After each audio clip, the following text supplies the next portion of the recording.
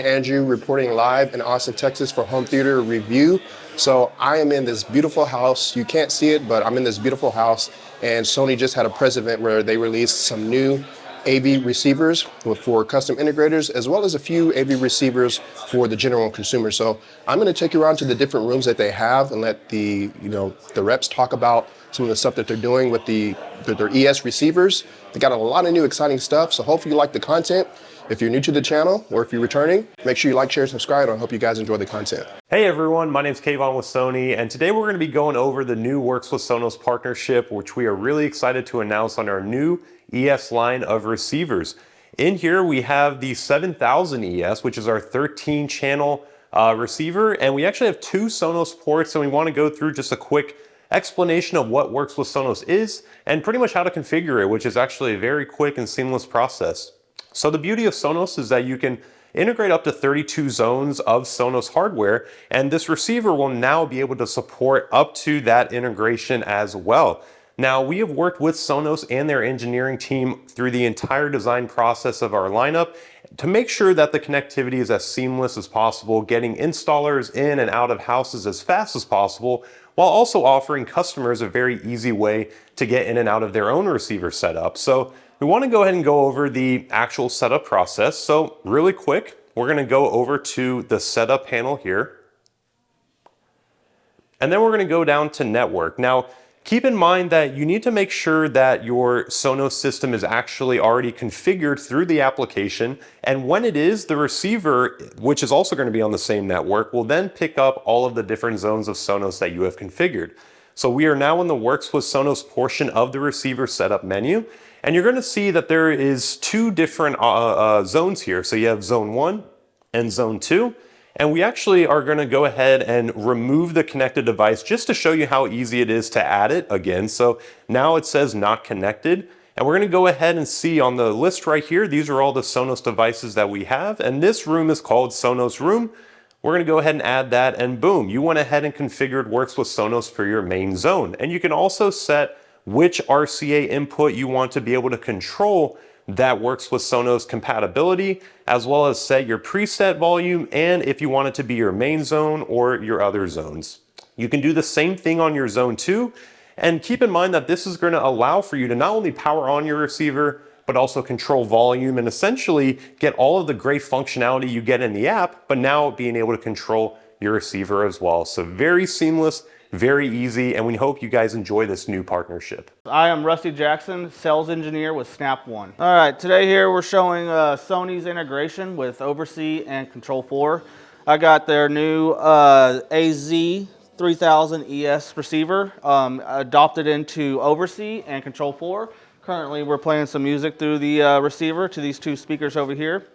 But I just want to talk about how easy it is to integrate your ES receivers into Control4, as well as the benefits in Oversee. It is very simple. When you get the receiver online, they have a ping button right here, or it shows up in SDDP, where you could just discover and add in the driver to your Control4, and no need to static or reserve an IP address. It's ready to go as soon as you make the connections. As well as whenever you have Oversee Pro in your projects, you will have the benefit of having that Sony receiver, the ES receiver, inside your Oversee platform. And this gives you the ability to log in remotely into that web UI of that receiver and have all the settings as you would if you were there locally. It also monitors the health and the IP address of that Sony receiver, and gives you all the sources that you need to remote service these projects from when you're away, and hopefully limit your truck roll calls. As far as integrating other Sony devices, Sony is the top integrator with Oversee with all their key products. The Sony TV, as you see over here, is the 65-inch XBR.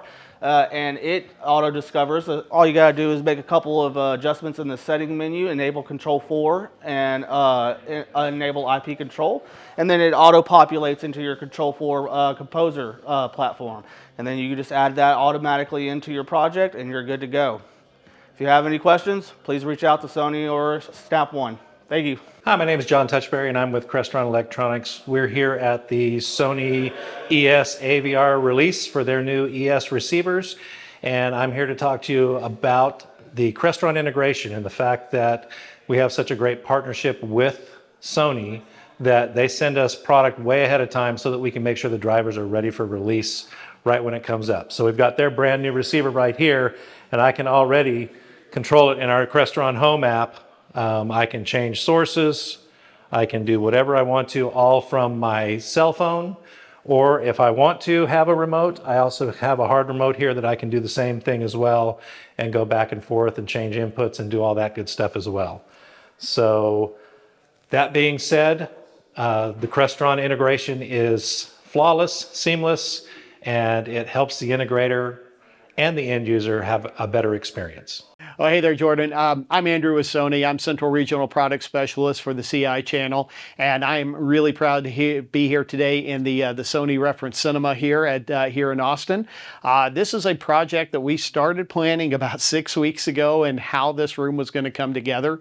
And believe it or not, in less than 4 weeks, we took this overstuffed garage and developed it into an amazing 13-channel Sony Cinema experience. So when we started in here, this, again, as mentioned, this was a garage. It was nothing but studs less than 4 weeks ago.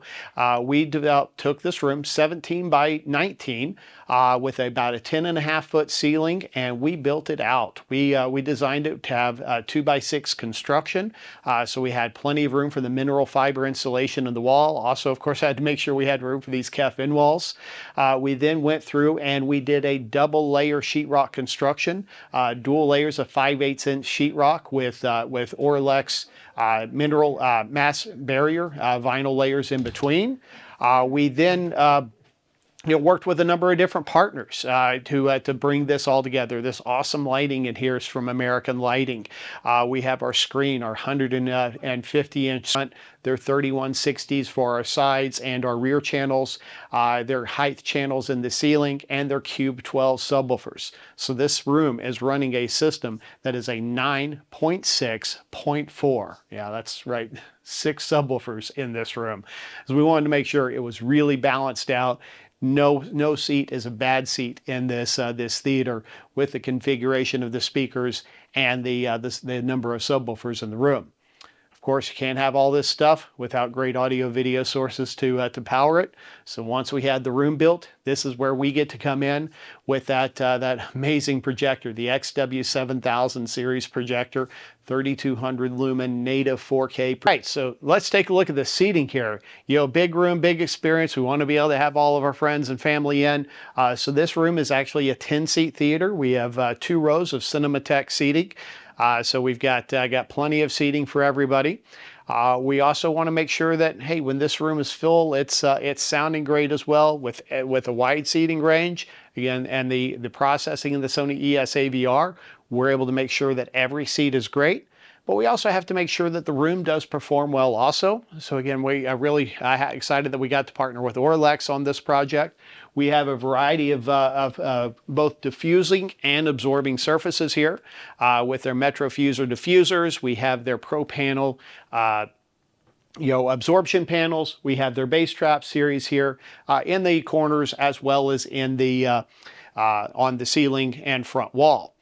Room construction is so important as well. The room actually is, though, a very functional part of the sound. As I already mentioned, the double layer sheetrock with that mass barrier not only helps keep sound in the room, but also helps keep sound from escaping the room, so that we do not get any internal external audio interference. These double tier risers. Risers are a really difficult thing to get right in a room, and they can really be a big negative in a room if not done properly. So these risers were actually built, again, very heavy riser. They are filled with a combination of mineral fiber and our standard pink insulation. And then the important part is they have holes cut along the front of them. There are 4 8-inch ports on the front side of each of these risers covered up by the carpet, so that the riser can breathe and actually act as an additional bass trap for the room. All right, so room lighting is really difficult to get right in a lot of theaters. If you have can lights, they can actually cause a big area for sound to escape out of the room if you have holes cut in your ceiling. Sconces, can sometimes stick out a little bit too much. So my favorite theater lighting that I've seen in a long time is actually doing this complete flush mount in-wall lighting. Now this Verge extrusion from American Lighting did have to be installed during the construction process, but we get this floor to ceiling all the way across lighting, provides exceptional room lighting, complete color control, RGB lighting array here with the strip lighting, and absolutely seamless blend into the room. And being part of that double sheetrock experience, none of our sound is escaping through our lighting strips. Okay, so our projector up here, it is the XW7000ES projector. It is the top end of our new projector lineup here with 3200 lumens of output, our X1 Ultimate for projector processor. And the thing that really sets this one apart is the live color processing. Smoothest motion in the industry with that Sony 4K motion flow processing, all run off the X1 Ultimate processor. Okay, so here's our rack that we have running the entire room here. We have in a Mid-Atlantic pull-out rotating rack. Makes it real easy to pull out and service. But we have our AZ7000ES receiver. We have our Sony UBP 800M2 Blu-ray player. My sources are also provided by Kaleidoscape. I have the Kaleidoscape Strato. We have a Sonos port working with the Works for Sonos connectivity on the AVR. Our streaming is provided by a Roku player, which is kind of mounted back up in here. Controlling the entire system, we have the Control4 core processor, the Watt box for our power management, and our Rackness Nero for our internet capability. And one of my favorite things about the rack, making it much easier to service, is the fact that we do have the full pull-out swivel provided by Mid-Atlantic, so it makes it much easier to rotate our rack around to get accessibility for all of our wiring and connections. And we've got all that great AudioQuest cabling back here, getting everything up and running. Hey, what's up everybody? I wanted to take a few moments to formally introduce myself. My name is Jordan Andrew, and that's first and middle name. And I'm going to be the new video content creator for Home Theater Review YouTube channel. I'm very excited about this opportunity, and I'm very excited to bring you guys some brand new, fresh content. Now, to tell you a little bit about myself, again, my name is Jordan, and I'm 38 years old, and I live in Texas, and I've lived in Texas my whole life. And I've been doing YouTube for about a year and a half now. Now, if you're wondering, who is this dude? What is he doing showing up on this channel? Well, a few weeks ago, Home Theater Review reached out to me and said that they came across my work on YouTube, and they really liked what I was doing and asked if I would be a part of their team. So after a few video discussions, we decided that it was mutually beneficial to join forces, and I'm going to be doing some long-term freelance work as the video content creator for Home Theater Review's YouTube channel. Now, you might be wondering, what kind of content does this guy provide? What are his likes? What are his tastes? Is he a home theater enthusiast? Well, I do have my own YouTube channel as well, and it's called Haterade Cowboy Cinema. I'll leave a link in the description. But if you want to find out more about me and what kind of content that I produce, what it is that I'm into, you can head over to the channel and feel free to like and subscribe, because you're going to be seeing a lot more of me. But that'll give you a good idea of what type of content I like and what I produce. And I will say that I'm still growing, and I'm very excited at this opportunity. I think this opportunity is going to help me grow a lot, and I also think that it's going to help Home Theater Review and their YouTube channel. So thank you for watching. I hope that you will welcome me with open arms. I'm looking forward to working and providing you guys with some good content. I'm going to Axpona in April, so that's going to be fun, and hopefully I can bring some content to the YouTube channel as well. But thank you for watching, and that's going to conclude it for this video, so I'll see you guys in the next video.